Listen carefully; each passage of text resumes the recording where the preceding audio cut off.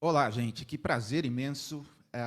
Hoje é o quê? 2 de setembro, é isso? 2 de setembro. 2 de setembro a gente está gravando, você vai assistir num outro dia, mas hoje um dia lindo aqui em São Paulo, meio abafado, mas aqui não tem nada de abafado, não. Aqui está quente o ambiente, porque a gente está falando tanta coisa legal com ótimos convidados, não é isso, Will? Pava, hoje é mais um dia daqueles que a gente sai maior do que a gente começou, né?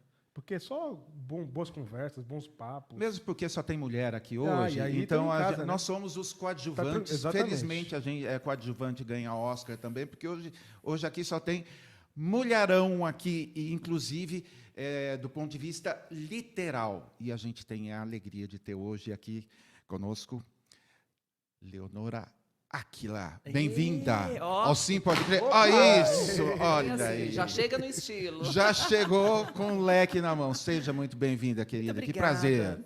Prazer para mim também. Obrigada, porque é mais um canal para a gente amplificar a nossa voz. Isso é muito ótimo. Lindo demais. Lindo. De onde que saiu o Aquila? Porque é Leonora Mendes de Lima. De onde que saiu o Aquila? Então, vamos perguntar de onde saiu Leonora, né? Porque meu nome era Jadson. Era. Então, imagina a situação. Antes da minha mudança, dessa mudança Sim. toda, né? Meu nome era Jadson, nome de batismo, que eu amava, não vou mentir, não posso negar meu passado, né? Acho que Claro. seria uma bobagem. Aí a minha avó me chamava de Léo, porque eu era uma criança loirinha bem branquinha, ela me chamava de alemão. Esse alemão migrou para Léo em algum momento da história. É como se fosse Léo, fosse diminutivo de alemão, Sim. né? E ficou. A minha família inteira sempre me chamou de Léo. Tem gente da minha família que não sabia meu nome. Caramba. E aí eu comecei, quando eu fiquei conhecida, eu já fiquei conhecida como Léo, porque eu não era assumidamente uma mulher ainda, né? Sim. Eu estava me descobrindo e tal. Então eu já fiquei conhecida antes disso. E aí, falei, poxa, eu preciso de um sobrenome. E o primeiro relacionamento que eu tive, o meu primeiro marido tinha 2 filhos, que chamavam Samuel Aquila e David Aquila. Caramba. E como eu era muito mais nova, as pessoas falavam assim para ele, e aí, arrumou mais uma para criar? E aquilo me irritava de um tanto, eu falava, então agora vai ser Léo Aquila. E ficou. Olha só. E Aquila quer dizer águia, né? Águia e Quer dizer Léo águia. Leão. E, nossa, olha isso. 2 animais ferozes, então eu tenho o olho em cima e embaixo. E personagem bíblico também, né? Tem lá, Sim. Aquila é o marido da Priscila. É isso, É reverendo? É isso, não é? Aquila é marido da Priscila, não é? Exatamente. Construtor de tendas, é isso? Ambos.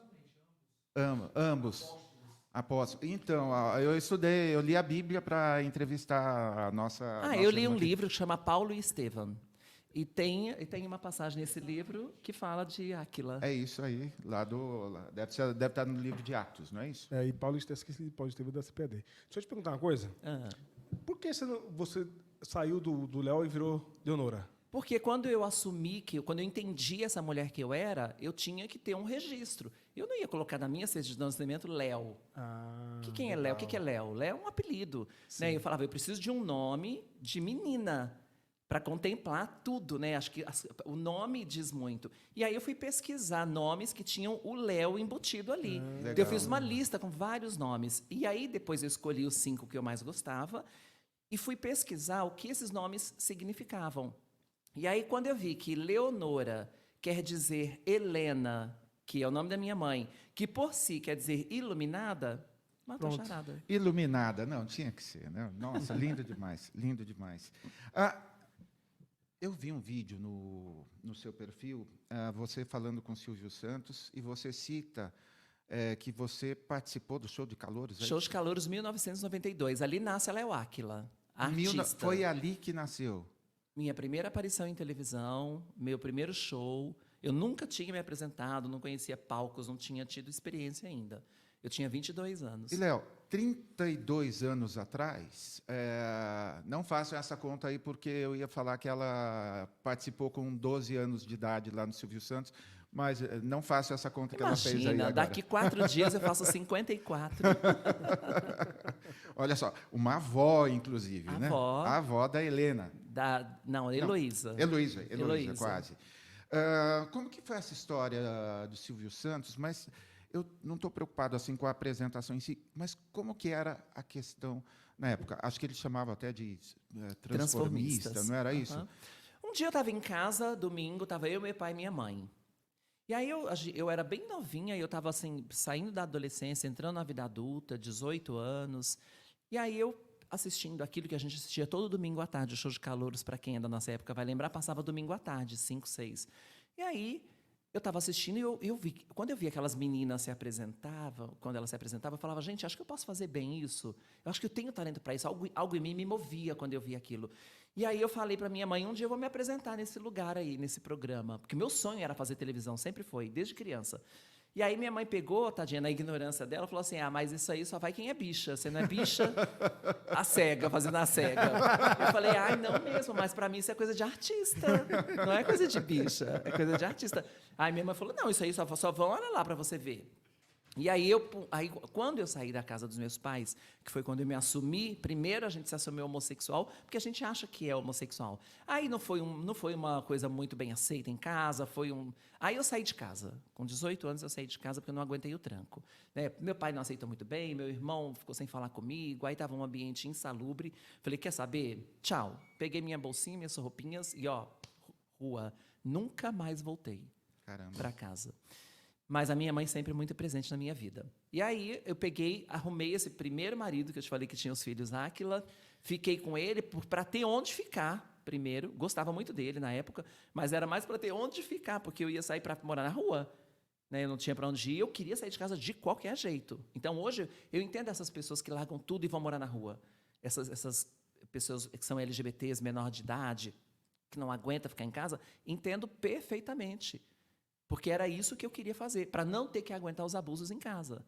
Porque é muito difícil, né? Você ser hostilizado na rua é uma coisa. Você ser hostilizado dentro de casa pelas pessoas que deveriam te amar é de uma crueldade que, se as famílias soubessem, elas não fariam isso. E eu senti isso. Então, eu resolvi ir morar com ele. E aí, com ele, eu falei, agora eu tenho liberdade de fazer o que eu quiser. E aí, fui no SBT, me inscrevi. Eu não tinha nem telefone em casa naquela época, porque telefone era coisa para gente rica. Celular nem existia. Me inscrevi, fiz um teste, dei o telefone da vizinha. Falei, se vocês precisarem falar comigo, esse telefone era o da vizinha. E fiquei esperando lá um mês para ser chamada. Eles chamaram, e aí eu fui. E era um concurso que você tinha que ter 5 vitórias consecutivas. Se você não tivesse nenhuma derrota, você ganhava troféu e tal. Você virava um fenômeno na noite LGBT, né, da época. E aí eu ganhei. Que coisa mais linda. Como que era o tratamento dele com vocês? Porque o Silvio meio que... Assim, da TV, Pava, me corrija, eu acho que ele é um dos... Ele é um dos precursores, pioneiros, né? assim, Ele é. de... Quando todo mundo tentava nos esconder, nos anular, ele colocava em horário nobre de domingo para a família tradicional brasileira nos assistir. E foi lindo que, nesse vídeo que tá no perfil dela, ela o agradece e fala que foi em 1992. Ela, assim, está super emocionada. Super. Tive a chance de agradecê-lo antes de ele partir. Eu estava esperando naquele momento há muitos anos, que foi a gente foi participar do programa dele, né, uma das últimas participações, que é bem recente isso. E aí ele entrou no meu camarim. Falei, Silvio, deixa eu te aproveitar para te agradecer, porque eu devo a minha vida artística a você. Comecei aqui e tal. Então, eu tive chance de agradecer. Nossa, isso lavou minha alma, porque eu precisava fazer aquilo. Não, e foi lindo que, assim, ela estava lindíssima, como sempre, super glamurosa. Tava, Aí dia tava. Ele olhou assim, mas não é possível, você já foi um menino, assim, aquele jeito dele. Assim. Ele falou, é perfeita. Nossa, mas ninguém vai perceber. Ninguém diria, né? Agora, para alguém que já estava com mais de 90 anos, sim, quando gravou isso, então você tem razão, muito lindo o que foi feito, né? Olha só, em alguns lugares, onde que começou a sua vida religiosa? No caso, evangélica. Porque eu vi em alguns lugares que, quando você pensou em ter um filho, a sua amiga também era evangélica, era da igreja ou não? Não era. Não. Bom, eu cresci com aquela coisa de que eu ia para o inferno por ser LGBT. Cresci me achando uma aberração, deprimida com essa história, pensando por que eu nasci assim. Deus, se você vai me mandar para o inferno, por que você me fez assim? Porque eu e Deus sabemos que eu nasci assim. O ser humano pode até não saber, e aí é cada um por si. Mas eu e Deus sabemos. Todo LGBT sabe que nasceu LGBT. Ninguém vira nada. Na cabeça desse povo, opção sexual. Não existe. Opção? A opção é para apanhar na rua? Em que momento eu optei? Eu estava lá, homem, hétero, branco, classe dominante total. Loirinho. Loirinho, você falou, privilegiado total, Exato. né? Bonito, porque eu era um rapaz bonito. Aí eu vou falar assim, tô aqui sem fazer nada, pô, acho que eu vou pôr peito. Tô desocupado mesmo. É assim que funciona. Em que momento uma pessoa hétero chega em casa e fala assim, família, por favor, preciso falar com vocês, decidi, desculpa qualquer coisa, mas eu sou hétero. Ninguém faz isso, Exato. né? Porque acha que essa é a natureza. Mas se as pessoas entendessem o que é identidade de gênero, orientação sexual e identidade de gênero, né? Que tem diferença, as pessoas iam entender com muito mais clareza que a gente nasce assim. E aí, enfim. Mas a gente estava falando sobre o quê? Era religião. Onde que começou a Como relação com evangélicos? Como eu cresci com essa invalidação e me sentindo uma aberração, eu queria pertencer a alguma coisa, eu não queria pertencer ao inferno. Ninguém quer. Quem que escolhe isso? Não, eu não acredito nisso. E aí eu falei, bom, eu vou forçar a barra, como muitos LGBTs fazem. Vou lá, vou forçar, vou até fazer um filho, para provar para a igreja que eu estou liberta. Aí fui para a igreja, fui para Renascer, fiquei na Renascer sei lá quantos anos lá, e aí falei, agora eu preciso fazer um filho, aí pronto, missão cumprida. Enganando a quem, gente? Porque a Deus a gente não engana, né? Não adianta. Bom, fiz um filho para provar para a igreja, todo mundo aplaudiu, depois eu saí de lá e virei travesti. Virei não, né? Assumi. Olha só que louco. E nasceu o Vitor, né? Vitor. O Vitor e 2 anos atrás nasceu a neta. Ou seja, peraí, vamos lá. Vamos devagar. Todo mundo está aprendendo junto aqui. Você vai corrigindo a gente, que eu sou o máximo para dar fora e errar tudo as terminologias. Uma mulher trans é avó biológica. Entendeu? Não entendeu? Então precisa entender antes de falar besteira, meu irmão. Tá vendo? Por isso que a gente faz esse tipo de papo aqui, para fazer as perguntas que passam pela sua cabeça. Pô, lindo demais. É bacana. E eu estou super feliz porque os meus filhos me entendem muito bem, porque eu tenho um filho que é adotivo, né, que é o Wagner. Foi no mesmo ano, inclusive. Mesmo ano, eles nasceram no mesmo ano, têm a mesma idade. Falei, quem cuida de um, cuida de dois, né? E aí estava numa situação que era bem propícia, falei, Deus mandou. Peguei e estamos aí. Todo mundo junto, unido, uma família linda, uma neta linda, minha família me adora, né? Inclusive, tudo que precisam é, ai, tia, você pode me ajudar? Filha, você pode me ajudar? Tudo é ela. Né? A travesti salvando a pátria. Que diferença de 20 anos, que coisa. Meu pai, quando eu me assumi, não me aceitava muito bem. Mas aí eu falei, quer saber de uma coisa? Eu vou focar no meu trabalho, eu vou focar na minha idoneidade, na minha honestidade, vou plantar amor, vou fazer só coisa boa. Quem quiser pensar, o que quiser, pensa. Antes de meu pai morrer, meu pai falou, quem dera se todos os meus filhos fossem que nem você. Ah, que lindo. Então, compensou. Né? Muito. O bem sempre vai vencer. Sempre. Olha, interessante que muitas coisas, muitas guerras culturais aqui no Brasil são, especialmente envolvendo evangélicos, são copiadas dos Estados Unidos. Uhum. E a questão do trans, próprio aquele deputado, enfim, aquele menininho, aquele moleque, pronto, fica mais legal assim, aquele moleque que só fala disso o tempo todo, na verdade ele está copiando uma luta que acontece lá no... A história de banheiro, unissex, essas coisas, é tudo uma forma de preconceito contra a população trans. E é cortina de fumaça também, né? Exato. Quer dizer, você dissemina mais ódio. Sim. É uma cortina de fumaça para tirar o foco do que realmente importa, que é um típico exemplo muito claro para elucidar a cabeça das pessoas. Lá, eles discutindo identidade de gênero, que eles nem sabem do que eles estão falando, porque eles falam de um lugar que eles não pertencem, que eles não têm nem ideia do que é. Então, está falando de uma coisa que não conhece, o primeiro erro está aí. Nem se permitem conhecer. Não, e não querem aprender. A gente tenta ensinar, eles não querem. E aí, eles estão falando de identidade de gênero, jogando isso como corte na internet, para a população ficar de olho nisso. E, enquanto isso, o Infeliciano está lá votando contra um projeto de lei que acaba com a classe trabalhadora, que é a diminuição da escala de 6x1 de trabalho. Estava tudo junto ali no mesmo momento. Todo mundo ficou voltado para essa questão do banheiro, a mulher trans no banheiro.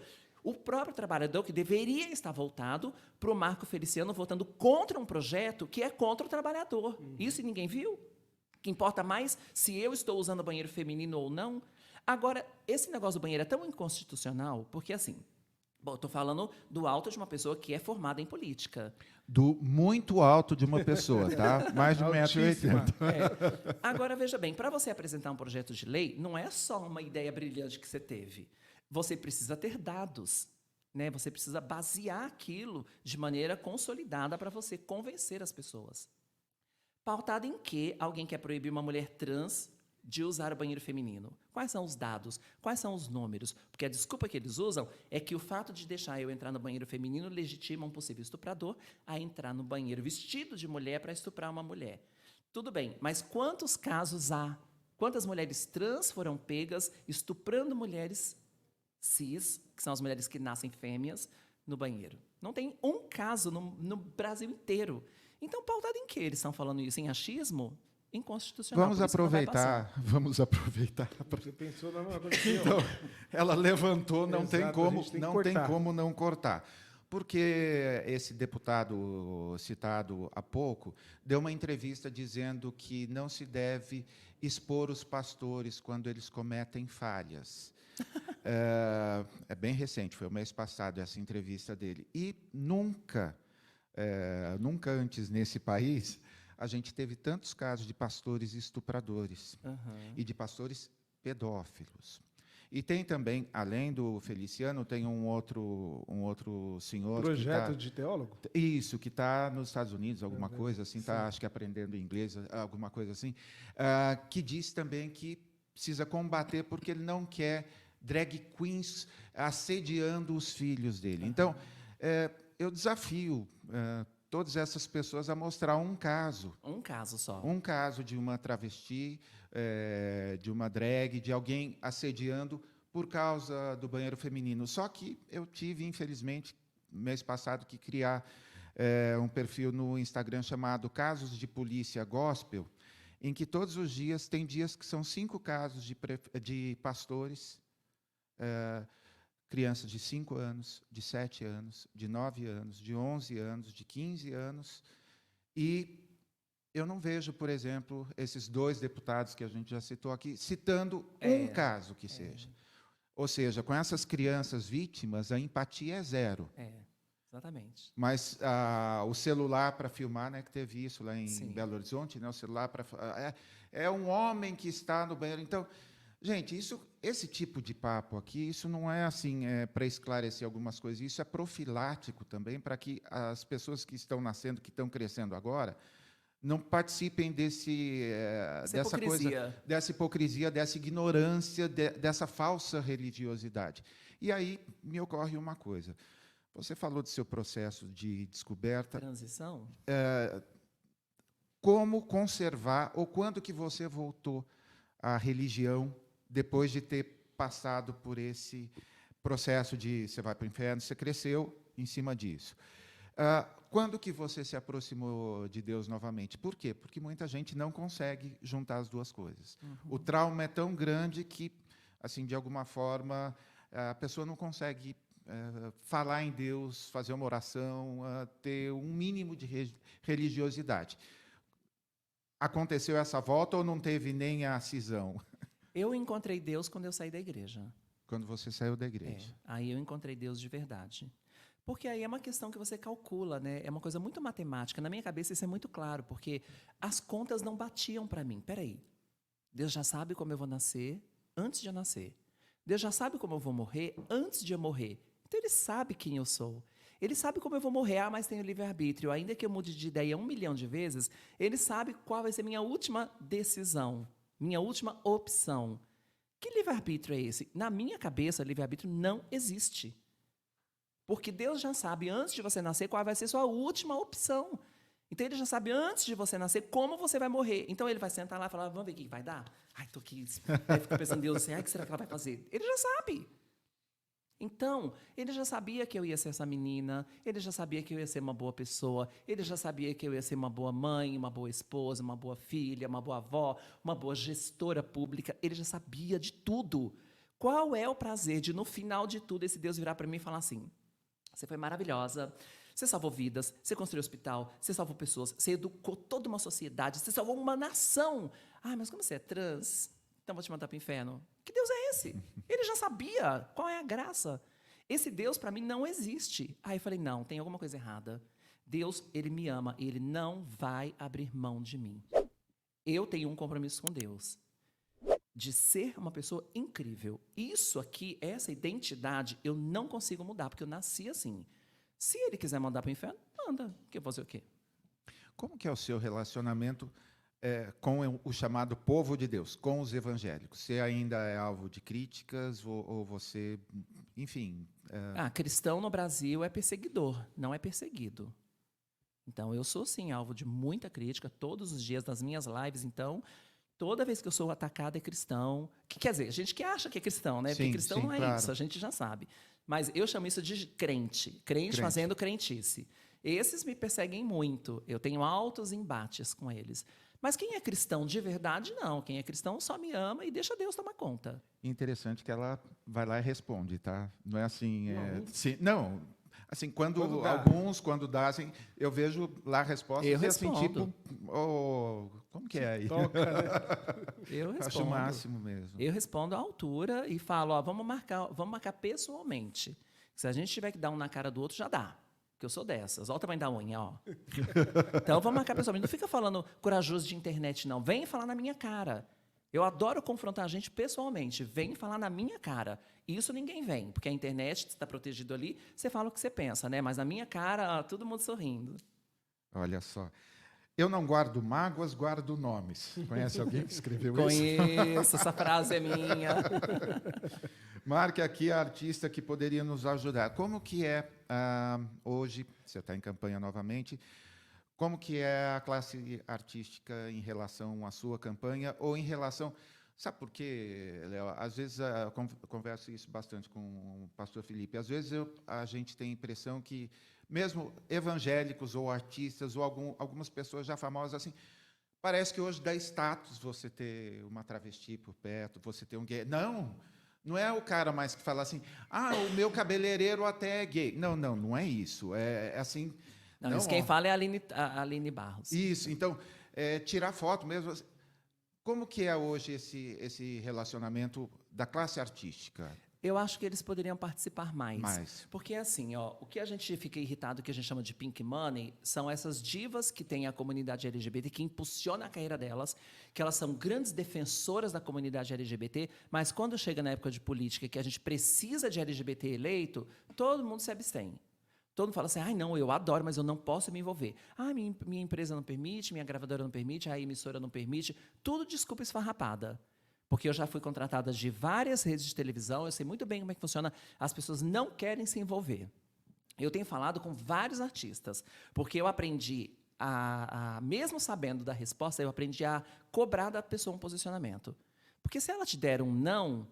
é ela que vai ficar em dívida com você, não é o contrário. Porque ela pode virar para mim um dia e falar assim, mas você não pediu.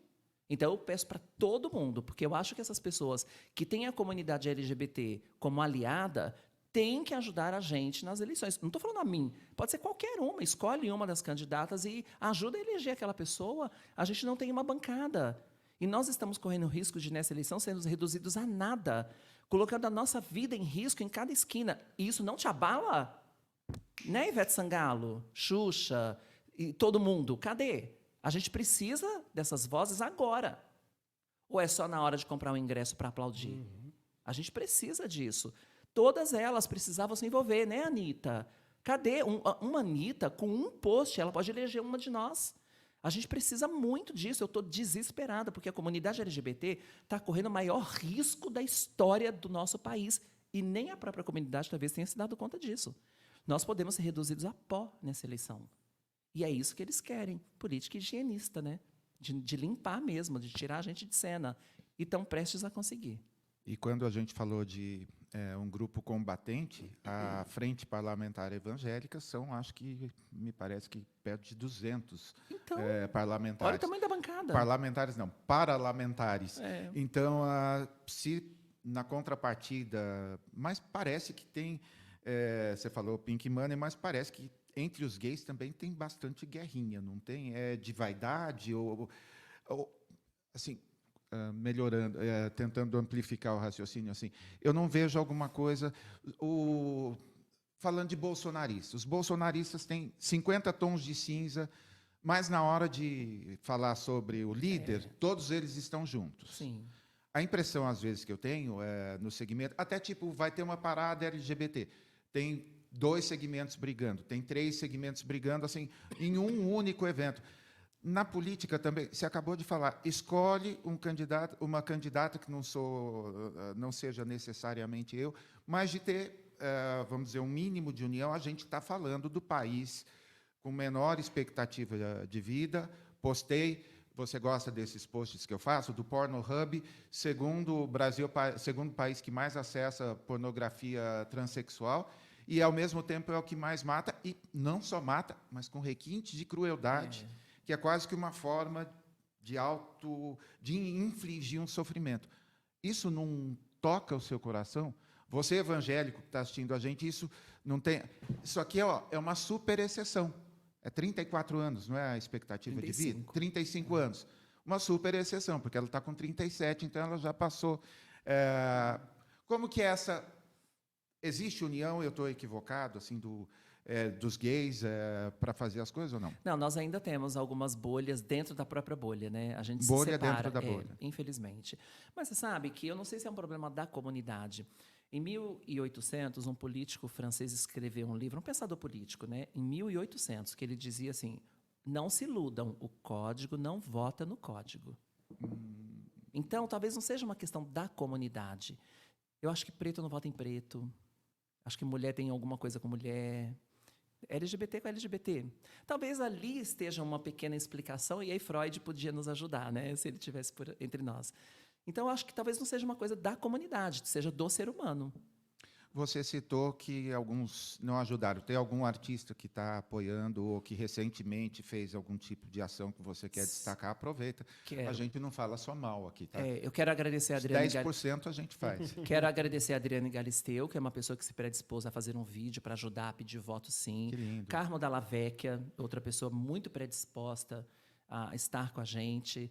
Eu acho que dos nomes mais relevantes, esses 2 são os únicos 2. Tem mais alguém, Cláudio, que deu? Eu não lembro. Que Márcia? Márcia Sensitiva, também, maravilhosa. Então, nós temos aí uns 3 ou 4 que estão dando uma força, sim. E eu estou vendo sua campanha agitadíssima. Hoje a gente já riu aqui que eu mostrei o vídeo lá, aquele que cai assim, que você se joga. Muito bom. Gente, tá um pouquinho de humor. Não, total. É a nossa pegada. Assim, humor é questão de sobrevivência. Sem humor a gente não sobrevive. E qual que é a sua expectativa? Na outra eleição, quantos votos? Eu já fiz campanha de 30 mil votos, eu já fiz campanha... Você sabe que uma das principais campanhas que eu tive, tem muita gente que, se olhar o meu mapa eleitoral, vai passar por uma das eleições que eu tive 18 mil votos. E aí, vão falar assim, nossa, que ela caiu muito, né? E olha como quem não entende de política fala. Mas quem sabe de política, e eu contar a história, vai falar, foi a campanha mais importante da minha vida. Por quê? De onde saíram aqueles 18 mil votos? Se eu não saí de casa, não pedi voto, não fiz um post, eu só fui para preencher a legenda para o partido. Olha só. E ainda assim eu tive 18 mil votos sem fazer nada. De onde saiu aquilo? Mágica, né? Quase um milagre. Tem gente que gasta 3 milhões e não tem 18 mil votos. Então, ao contrário do que todo mundo pensa, para mim foi a eleição mais importante. Foi a eleição que mostrou que eu tenho um eleitorado fiel, engajado, que mesmo sem campanha foi procurar o número para votar. Então, hoje, eu arrisco a te dizer que se eu estou candidata, mas se eu não fizesse nada, talvez eu tivesse 15 mil votos aqui em São Paulo. Olha só. Sem fazer nada, tá? Sem gastar nenhum real, sem imprimir nada, sem sair de casa, sem postar nada, em casa dormindo. Né? Mas por quê? Por causa do meu histórico, por causa do meu trabalho. 2 anos, eu venho de 2 anos para cá como coordenadora municipal da diversidade, com a bandeira da empregabilidade, colocando as pessoas no protagonismo, defendendo, brigando, porque eu sou dessas. O povo até me chama de delegada. Chegou a delegada. Porque eu pareço uma delegada. Meu negócio é resolver BO, é mandar gente presa, é chamar a polícia, é enfrentar bandido, é desarmar gente querendo matar LGBT. Ih, filho. Tá gostando do conteúdo? Então se inscreve no canal e curta esse vídeo, assim o YouTube vai entregar para mais pessoas. Mais do que isso, você pode se tornar membro do canal, ter vários benefícios, ganhar um monte de livros super selecionados e assistir em primeira mão algumas das nossas gravações, incluindo as falhas de bônus, e não são poucas, viu? Fica com a gente. Aí, valeu, contamos com a sua ajuda, valeu. Eu vi um post seu dizendo, coordenação foi ótimo, mas não é suficiente. Nós precisamos de uma secretaria. Não é Secretaria da Diversidade. isso? O que você conseguiu fazer nesses... Foram 2 anos, né? 2 anos. Nessa coordenação. É um órgão municipal, é Municipal. isso? Ligado ao prefeitura. prefeito. Me conta o que foi possível fazer e o que você olhou e falou, caramba, tem tanto mais para fazer, e daí você teve que sair para ser candidata. O que está em ebulição dentro de você? Preciso fazer isso e eu não consegui, por exemplo. O que me despertou muito e que me encorajou também foi chegar nesse cargo, que foi a primeira mulher trans a sentar nessa cadeira de poder em toda a história, e foi a primeira mulher trans a assumir esse cargo. E aí, quando eu cheguei lá na transição de cargo, né, da outra gestão para mim, começaram assim, terrorismo. Nossa, porque aqui dá muito trabalho, porque tem que entender de leis, porque tem que não sei o que, não sei o que. E eu só assim, né? Falei, tá bom. Já estava roendo as unhas. Quando me fizeram a transição de cargo, eu esperando o problemaço a ser passado. Então é isso, boa sorte. Eu falei, é só isso? Amor, vocês não sabem o que é trabalhar. Eu vou ensinar para vocês. Lá, quando eu assumi, tinha 3 projetos. Eu deixei 22. Só para vocês terem ideia. Porque eu falei, o que tem aqui é nada. Isso aqui eu faço sozinho, não precisava nem de uma equipe de 18 pessoas. Vocês estão tudo mamando na teta do governo. Isso é mamar na teta do governo. Isso é usar o dinheiro público para ficar sentado sem fazer nada na zona de conforto? Não. Troquei toda a equipe. Falei, vamos trabalhar. Eu dei um protagonismo para essa coordenação que ninguém nem sabia que existia. Essa coordenação. Os próprios LGBTs não sabiam que existia. Eu peguei essa coordenação, que era desse tamanho, eu coloquei no topo da hierarquia da Secretaria de Direitos Humanos. O próprio prefeito falou para mim, você engoliu essa secretaria. Porque eu brilhei muito naquela coordenação. Mas por quê? Porque eu nunca tive chance de ter na mão uma caneta para assinar um projeto, para apresentar, para pedir uma verba. Ali eu tinha. Falei, vou fazer o negócio acontecer. Né? E a minha vida política deu um salto gigante ali. Porque nós tínhamos, só para vocês terem ideia, nós tínhamos lá um programa que anda sozinho, não precisava nem ninguém para ficar gestando aquilo, né? Que chama Transcidadania. É uma bolsa de estudo de 1.480 para que pessoas trans possam estudar. Mas era tudo jogado, era assim, se inscrevia quem queria, ia para a escola se quisesse, ninguém checava, ninguém descontava nada, era uma bagunça. Uma pergunta, né? Agora eu fiquei curioso. Estudar de todas as... Não, ensino médio e fundamental. Médio e fundamental? Escola tradicional. Para concluir pelo menos isso. Só que, veja bem, o programa é de 2 anos. Cara, se a pessoa está muito atrasada, termina os 2 anos, ela ainda está no ensino médio incompleto. Então, o que adianta você gastar dinheiro para dar um diploma de ensino médio incompleto para alguém? Não faz sentido. Um dinheiro desperdiçado, porque essa pessoa vai usufruir desses 2 anos, vai voltar para a situação que estava. A mesma vulnerabilidade. Consegui lutar para que passasse para 3 anos.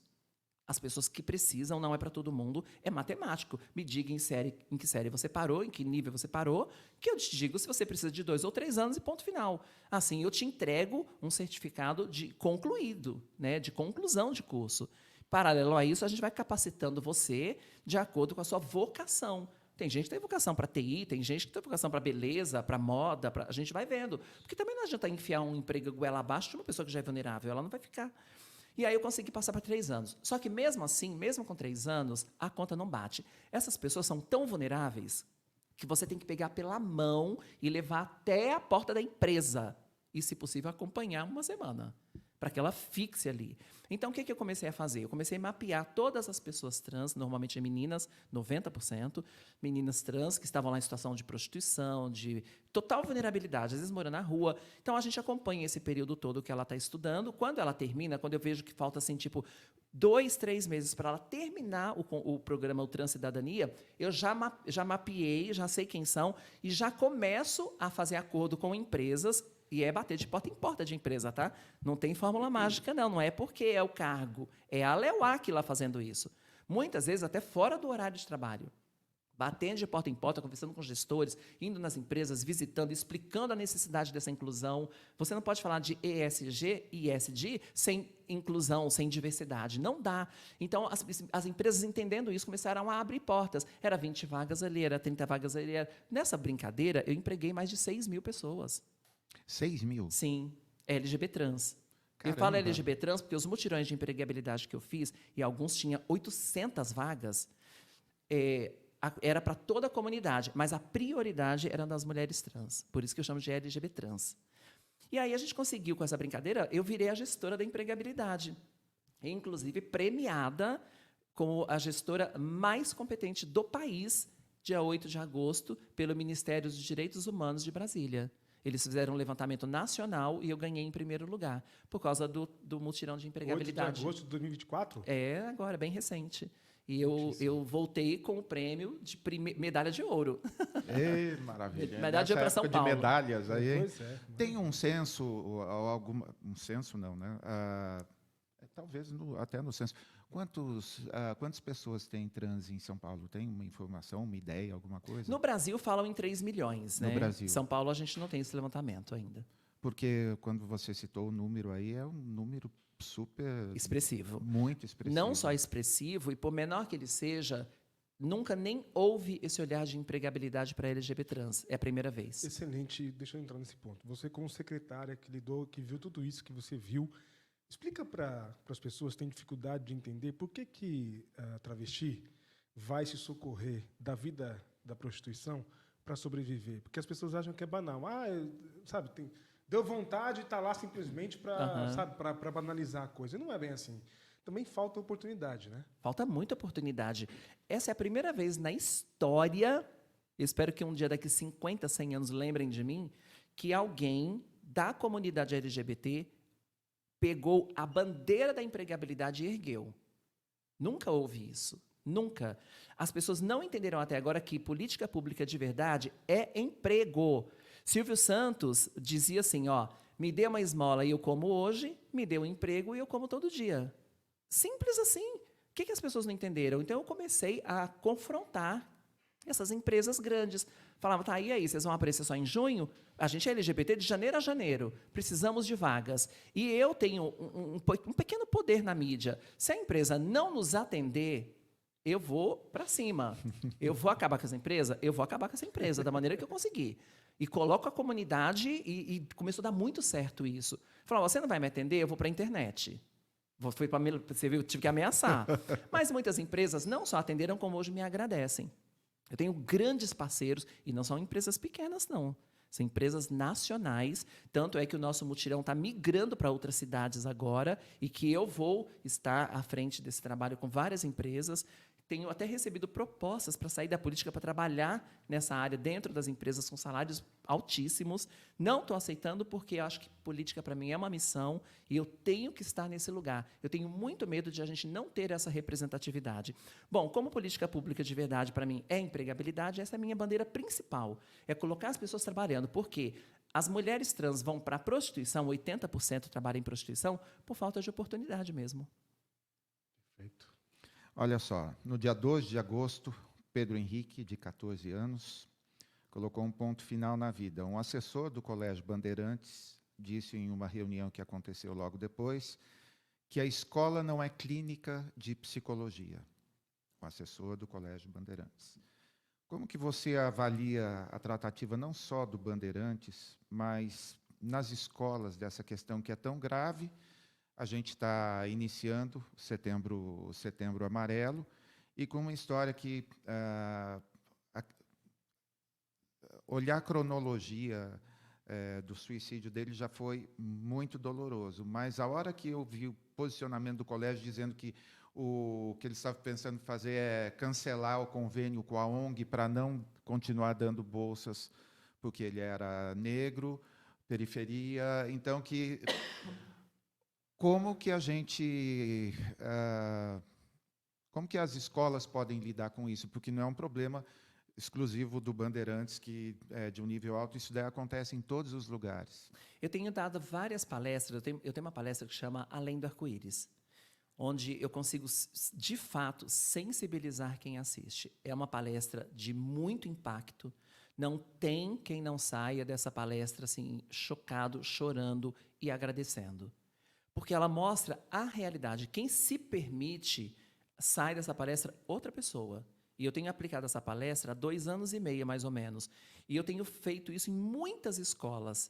E o retorno é gratificante. Só para você ter ideia, em instituições extremamente machistas, eu consegui entrar, infiltrar e convencer no bom sentido, né? Ensinar, Sim, claro. letrar as pessoas.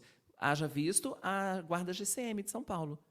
que é uma guarda, como todas, machista, né? Haja visto que o número de mulheres é infinitamente menor de guardas do que de homens. São 7.000 no total, só tem 1.600 mulheres, 1.800 mulheres, alguma coisa perto disso.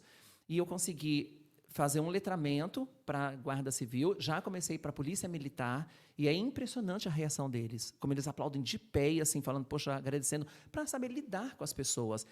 Essa mesma vertente que eu estou falando de sensibilização tem que entrar nas escolas, e eu tenho feito muitas escolas. E é impressionante como os professores choram quando assistem à palestra, porque é muito impactante. Eu trago a verdade, os fatos e com provas.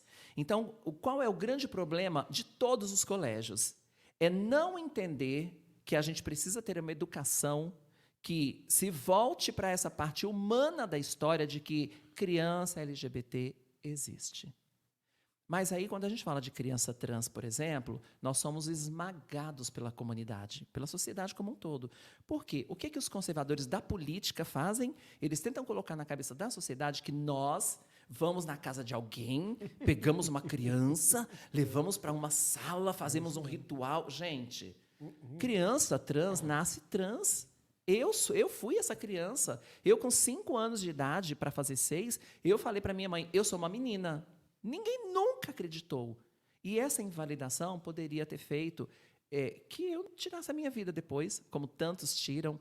Né? Então, qual é a frase que eles usam para apresentar um projeto contra a gente, por exemplo, para que a gente não mexa com criança? É deixem as nossas crianças em paz. Isso. Que paz?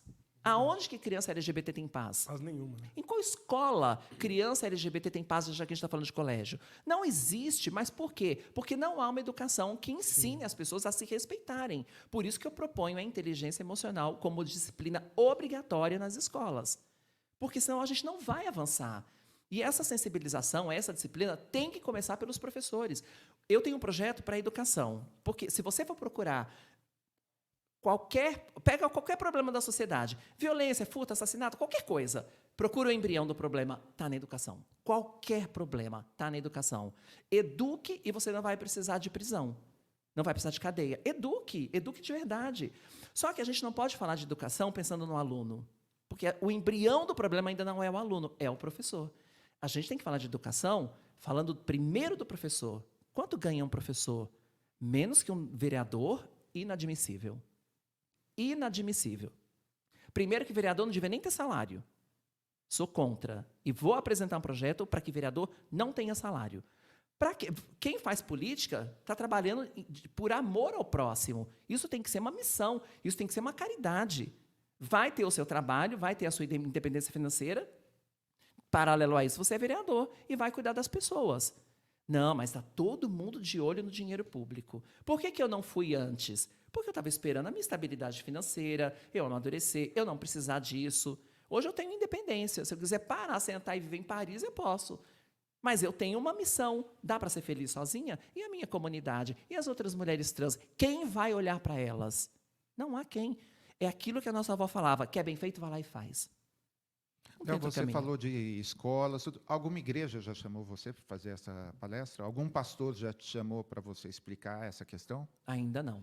Nenhuma religião. Inclusive, uma das minhas bandeiras principais dessa campanha é a intolerância religiosa. Em São Paulo, não vamos ter espaço para intolerância religiosa. Não teremos. Cada um na sua religião. A melhor religião é aquela que te faz um ser humano melhor. Então, fica nela. Sim. Ser evangélico, está bem, está feliz, está sendo luz no mundo? Cara, ótimo, fica aí. Se é espírita, está te fazendo bem? É luz no mundo? Fica aí, está tudo certo. O que não dá para a gente admitir é ver alguns crentes, não são cristãos, tá? Não são cristãos. Alguns crentes invadindo terreiros, quebrando imagens, chutando imagens, sejam católicos, sejam evangélicos. E isso não será permitido. Isso é um crime, porque nós temos liberdade. Por exemplo, quando falam de colocar a Bíblia na igreja, nós somos um país laico. E aquela criança que é filha, que está numa família de candomblé, que está numa umbanda, como que ela vai se sentir pertencente àquilo? De uma Bíblia que te exclui de pessoas. Porque também tem uma coisa, né? Não é a Bíblia o problema, é o ser humano. Porque não entende, não sabe interpretar texto e é cego conduzindo cego. Vai tudo parar no abismo. Recadinho na câmera para você, meu amigo pastor. Você é responsável pelas crianças trans da sua igreja, pelos jovens trans, e qualquer coisa que acontecer com eles, por causa da sua falta de atitude, o sangue dessas pessoas vai ser requerido de você. Então, a gente não está... a gente tenta dar uma certa leveza, mas a gente está falando de vida. Ontem, minha sobrinha de 12 anos veio contar de um amigo de 12 anos, negro, gay. Ah, mas criança gay. Isso, só a filha do Jorge Linhares que acha que Deus não erra, e Romeu Zema ainda abriu o canal lá a televisão para passar desenho animado, sei lá, ou alguma coisa. Essas pessoas que estão morrendo são por culpa de vocês, da ignorância do seu pai, que passou para a filha, e de um oportunista como o Romeu Zema também. Então, aqui é tudo com nome. E vou assim, mais além, tá? Se você me permite. Claro. A culpa dessas mortes é de todo mundo que pensa: deixem as nossas crianças em paz. Porque eu estou aqui para avisar, criança LGBT não tem paz. Muitos não terão a coragem que eu tive para sobreviver, para lutar e vencer. Muitos não terão. Quando eles falam deixa as nossas crianças em paz, eles estão falando da paz deles, de não ter que lidar com essa questão. Deixa essa criança crescer lá na frente, ou ela se mata, ou alguém apedreja, ou alguém mata ela, e é isso. É essa a paz que eles estão falando, a paz deles próprios. Perfeito. E Olha, que nem paz né? Não. Também. Né? tem muita da nossa turma aqui, dos membros que estão assistindo a gente agora. Depois isso aqui vai ser para todo mundo, tá, Léo? Mas o Tiagão mandou um superchat. Obrigado, Tiagão. Mandou um dízimo aqui alto, viu? Obrigado, Tiagão. Deus abençoe aí, Tiagão. Dízimo é brincadeira, é só o jeito que a gente usa para falar. Pode crer. Parabéns pelo seu trabalho. Que, infelizmente ou felizmente, eu só estou conhecendo agora. O Tiagão é do Rio de Janeiro. Antes tarde que mais tarde. Antes tarde que mais tarde. Quem dera que no Rio de Janeiro tivéssemos uma pessoa com metade do seu empenho e vontade. Então ela não pode falar, eu falo que o número é 15011. Certo, assessor? Em São Paulo. Está aqui te enchendo de elogios. Aliás, o povo aqui está te enchendo de elogios aqui, dizendo... Bom, ele é do Rio? Do Rio, Tiagão. Mas todo mundo pela internet conhece alguém de São Paulo, sabe o que fazer. Boa, olha aí. Então tá o recado, Tiagão. Tá entregue Beijo, o seu recado, Thiago. também, seu carinho. Eu vi um projeto aí, eu achei o máximo. Boulevard na Vieira de Carvalho, é isso? Sim, é um Nossa, dos meus projetos. A gente precisa ocupar a cidade, né? E de maneira segura e responsável. A gente tem que tomar o centro para a gente. A gente não pode permitir, enquanto gestores e cidadãos, que a marginalidade tome conta da cidade, expulsando comerciantes, moradores. Não podemos permitir. A única maneira é a gente ocupar o lugar no lugar deles. Ocupar espaço no lugar deles. E aí, fazer um boulevard na Vieira de Carvalho, que é um lugar de resistência para a gente que é LGBT, muitas batalhas LGBT já foram travadas ali, é fundamental. Então, ali é um lugar que não tem congestionamento, é tranquilo, é o lugar perfeito para a gente criar um boulevard super bonito, com bastante segurança, resgatando o centro de São Paulo. Você sabe que, falando de resgate do centro, você sabe qual é o maior projeto LGBT do planeta? Você sabe qual é? Você sabe de quem é? Do planeta, do mundo inteiro. O maior projeto LGBT. Prazer, Léo Áquila. Prazer. Eu sou autora do maior projeto LGBT do mundo, que é o Casa Arco-Íris. É um prédio de 24 andares, todo colorido nas cores do arco-íris, totalmente LGBT. Com polícia, uma delegacia LGBT no térreo, um teatro no térreo com programação artística, cultural ligada à LGBT de segunda a segunda, fomentando cultura. Nós vamos fomentar turismo para o centro de São Paulo, porque nós não temos um prédio desse no mundo inteiro. Todo mundo vai querer beber dessa fonte. Nós vamos colocar a comunidade LGBT do Brasil, a começar por São Paulo, no topo do mundo. Nós vamos receber gente do mundo inteiro para conhecer esse lugar. Nós vamos girar a economia, fomentar turismo, empregabilidade, porque todo mundo que vai trabalhar nesses 24 andares são pessoas LGBTs. Nós vamos ter um andar para cada sigla, porque, como coordenadora, eu detectei esse problema. A coordenação é tão pequena, por isso que eu falo que a gente tem que virar uma secretaria, e esse prédio vai ser a secretaria, porque a gente não consegue dar conta nem da letra T. Quanto mais da L, da G, a gente não consegue dar conta. E tem outra questão, que as pessoas... Eu sou muito visionária, por isso que eu apanho muito. Porque como eu penso muito à frente, eu estou muito à frente do tempo, as pessoas batem porque não conseguem enxergar aonde eu estou enxergando. E aí, eu estou pensando o seguinte, Lá em 1990, a gente fez um movimento, né, de tirar a sociedade, a comunidade LGBT dos guetos e ocupar os lugares.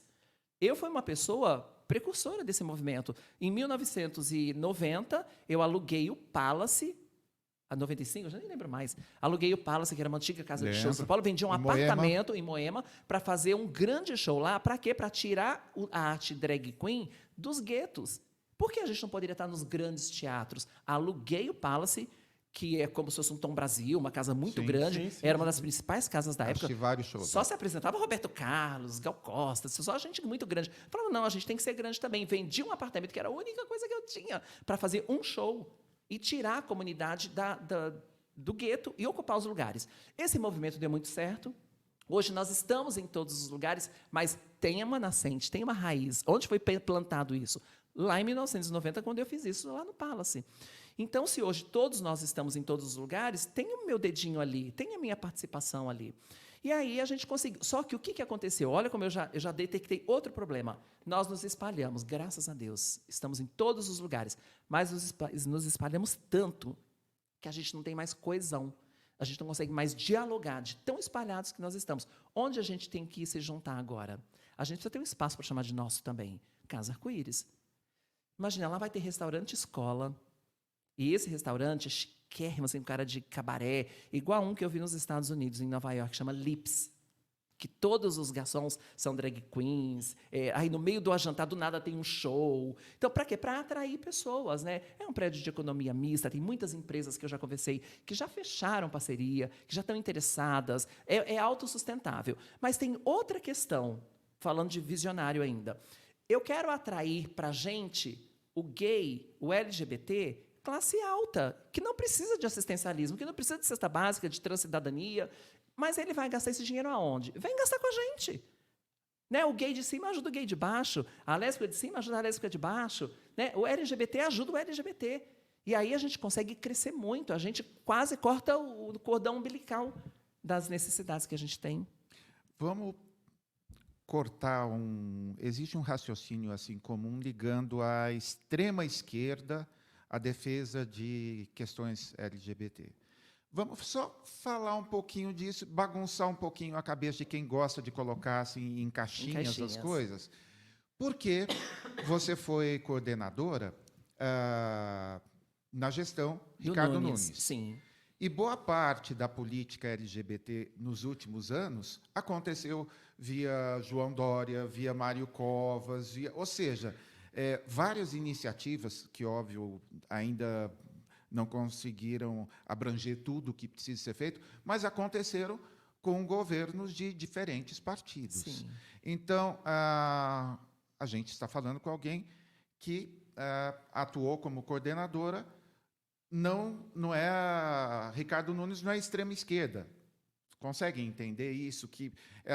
Por quê? A hora que eles colocam isso, eles colocam como se fosse coisa de comunista. Uhum. Então, é bem legal você mostrar tudo isso vindo de uma pessoa que não é do Partido Comunista e que vai comer as criancinhas no café da manhã e falando de assuntos sexuais. Não tem nenhum duplo sentido, pelo amor de Deus, a história deixemos as crianças em paz. Como que é isso de confundirem a sua atuação como se fosse uma bandeira assim, digna de reprovação, porque é de gente... Isso é uma questão humana, é uma questão de cidadania, assim, está muito acima de política, É porque a gente já avançou o discurso hoje. Eu estou falando também do alto de uma pessoa estudada em política. As pessoas demoram muito para entender, no todo, né, na totalidade, a realidade. A gente parece que tem uma névoa na frente do olho que não nos permite enxergar. Esse discurso de direita e esquerda já está ultrapassado. A questão agora é bom ou é ruim? Entendeu? Que não é mais direita e esquerda. Total. Tem gente boa dos dois lados. Tem gente péssima dos dois lados. E outra coisa, eu tive que estudar muitos anos para ensinar uma frase que é a mais pura verdade. Direita e esquerda são duas asas do mesmo pássaro. Um pássaro não voa com uma asa só. Coloca todo mundo só de direita, você vai ver a catástrofe. Coloca todo mundo só de esquerda, você vai ver a catástrofe. Para ter o equilíbrio, tem que ter as duas asas. Então, os dois são importantes. São os extremos que estragam. Só que pássaro também tem cabeça. E é ali que eu quero estar. Porque se eu estou ali naquela cabeça do pássaro, olhando para essas asas, lá de cima da cabeça eu consigo ver o que é bom, o que é ruim, e selecionar, e seguir, e apresentar resultado. Eu vou te dar um grande exemplo. Eu estou numa gestão do Ricardo Nunes, estive, né, numa gestão que é do Ricardo Nunes, que hoje é visto como direita. Nós somos do MDB, e o MDB é um partido de centro. A Simone Tebet está no governo do Lula e é do MDB. Então, quer dizer, todo mundo às vezes me critica, muitos LGBTs me criticam por causa do Ricardo, mas não critica a Simone Tebet, que também é do MDB. Por que só olha um lado da moeda? Ou seja, as pessoas só enxergam aquilo que querem enxergar. Só que foi na gestão do Ricardo Nunes que eles colocam a primeira mulher trans no poder. Por que não colocaram em outras gestões? Então, foi o Ricardo Nunes, né, que deixou, que me convidou, e eu aceitei. Foi o Ricardo Nunes que me deu todo o aparato e sustentação para que eu fizesse tudo o que eu quis, tudo. Ele nunca me impediu de fazer nada. Então, as pessoas criticam, mas não olham o resultado. Né? Quando um LGBT, que nem ontem um LGBT parou para mim e falou bem assim, eu adoro o seu trabalho, eu adoro tudo que você faz, seu posicionamento, a sua luta, a sua guerra, a gente percebe, não vou votar em você por causa do partido. Obrigada, viu? Isso é o mesmo Deus que condena, porque você é maravilhoso, mas te manda para o inferno porque você é gay. Está fazendo a mesma coisa que esse Deus que a gente reprova. Né? Inaceitável. Quer dizer, invalida toda a minha história, invalida toda a minha luta, mais de 6 mil pessoas LGBT trans empregadas, todos os eventos que trouxe, tudo que eu deixei plantado. Né? O Transcidadania que eu melhorei muito, empregabilidade, bandeiras erguidas, tudo bem consolidado. Isso não vale nada porque eu estou no MDB, mas foi o próprio MDB que permitiu.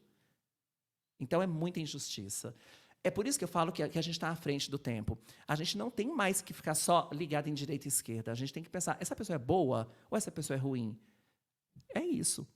Se você olhar para o meu histórico, acha na minha vida, que sempre foi muito pública, ainda mais eu que me exponho muito, alguma coisa ruim.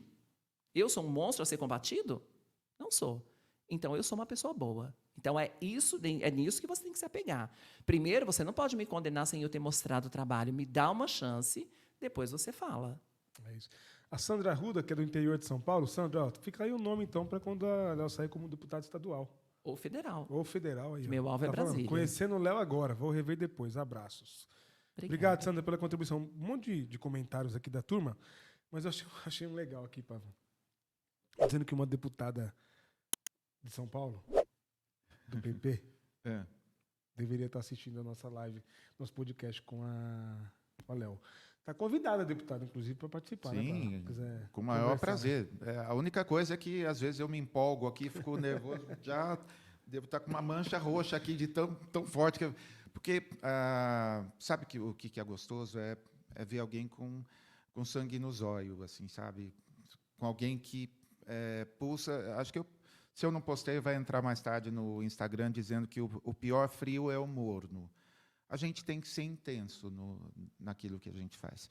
E isso você tem sido um exemplo de intensidade. Então, nosso papo é curtinho. Eu queria que você olhasse... É para aquela câmera lá, né? Aquela ali.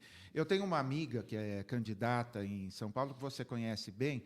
Eu queria que você, durante 60 segundos, recomendasse o voto nela. Todas essas questões que você falou, ela, assim, tem muita habilidade nesse tipo de assunto. Eu queria que você convidasse os eleitores para votar nela. Depois eu falo o número no final. Pois não. A gente conhece uma pessoa que... Isso aí.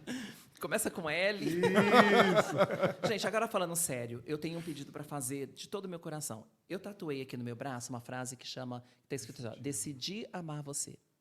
Esse amor é aquele amor de Jesus, que só ama, te ama e ponto final. Mas tem outra fonte de inspiração nesse amor, que é a Madre Teresa de Calcutá, que falava, as pessoas boas merecem seu amor, as pessoas más precisam desse amor. Porque não adianta, parece que o mundo está ficando do avesso e meio ruim, mas o bem ainda vai vencer, porque as pessoas que amam ainda são maioria. Então, numericamente, as pessoas que amam ainda vão se entender, se conectar e salvar esse mundo. Mas não adianta, principalmente no ano eleitoral, falar coitados dos LGBTs e orar por nós. Precisa agir, precisa dar um passo em busca de salvar essas pessoas ou ajudar a salvar essas pessoas. Tanto que a minha sigla particular é LGBTQIA+H, porque tem muito hétero que nos respeitam, que nos aceitam, que nos amam, que nos querem, sim, em lugar de poder, resistentes e firmes. Então, para de só ficar orando por nós, a gente agradece, mas faça literalmente alguma coisa. Dê um passo, incline-se a ajudar a comunidade LGBT, que a gente precisa de vocês. Vocês são nossos aliados. As mãos que fazem são mais santas que as bocas que rezam. Obrigada. Madre Eita. Teresa de novo aí, né? Muito bom. Exatamente. Espera aí, que a Cris mandou também aqui um super sticker aqui. Obrigado, Cris. Deus abençoe. Todo mundo está participando aqui, gente. Não dá para trazer todo mundo para a conversa, não. A gente tem 3 horas com a Léo aqui. Ela tem ainda que correr atrás da campanha. Deixa eu ver uma coisa. Parece que a gente recebeu um sticker aqui. Peraí. É. Ó. 15011, o valor do sticker. Sensacional. Obrigado pelo sticker O de número 15011 que mandaram aí. Valeu, hein, Número gente? bom esse, não? Colocou aqui, a Cris colocou aqui, ó, maravilhosa, Léo. Te vi na TV, mas não conhecia sua militância. Ai, que bom, obrigada. Contribuição política de verdade. Você, Érica Hilton e outras são necessárias demais. É verdade. Sua dicção, consciência política e classe são admiráveis. Ah, muito obrigada. Vem para o Espírito Santo, estamos precisando de gente como você. A gente ainda vai... Abraços de uma cristã que, a partir de hoje, é sua fã. Eba, Que lindo. Vitória, Maravilha, mais uma. que lindo. Graças a Deus, muito obrigada, viu? E é isso, a gente vai ter que seguir firmes e fortes, não existe retrocesso. Vou virar essa cidade do avesso? Vou virar essa cidade do avesso. Ontem me perguntaram assim, ai, você está mexendo com gente perigosa, né? E esse meio político, e denunciando pessoas em empresas grandes. Você não tem medo de morrer? Eu nunca vou morrer. Léo Áquila não é uma pessoa, é um movimento. Eu vou continuar viva em outros corpos, em outras vozes, e é só mais um que se vai, mas a luta continua. Nós somos um movimento que não aceita mais ser subjugado, que não aceita mais terem os seus direitos negados, que não aceita mais olhar para trás pelo retrovisor, que não aceita voltar para armário. É isso, nós vamos resistir. Amém. E a gente fez assim, vou fechar o ciclo, porque a gente falou do início, falamos aí de década de 90, mas dá para retroceder até um pouquinho num período nefasto da história, em que uma doença, muita gente má Associava. achou que uma doença iria dizimar toda uma classe. Então, essas letras aí venceram, inclusive a AIDS. Então, o seu ódio é café pequeno perto de alguém que já desfrutou da proximidade da morte. Querida, muitíssimo obrigado. Adorei o nosso papo. Primeiro de vários papos aí. Eu volto eleita. Isso, tá combinado. Né? E aí o recado é, sai da frente com o seu preconceito que eu vou passar com a minha vitória. Lindo demais. Opa! Escapou, vai. Muito obrigado. Tá gostando do conteúdo? Então se inscreve no canal e curta esse vídeo, assim o YouTube vai entregar para mais pessoas. Mais do que isso, você pode se tornar membro do canal, ter vários benefícios, ganhar um monte de livros super selecionados e assistir em primeira mão algumas das nossas gravações, incluindo as falhas de bônus, e não são poucas, viu? Fica com a gente. Aí, valeu, contamos com a sua ajuda, valeu!